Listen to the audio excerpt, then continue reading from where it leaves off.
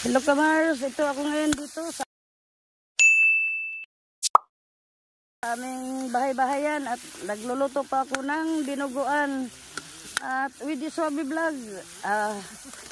Shout out sa iyo at saka kay Ate Milanis TV, Farmer Boy TV at kay Nora TV Vlog. Shout out sa inyo dyan sa ibang bansa kayo ngayon. So nagluluto ako ng dinuguan at marami po itong siling atsal at siling espada at sibuyas, bawang. Yan, marami akong hinahalo itong mga ricado at may kunti lang ito ay maluluto na.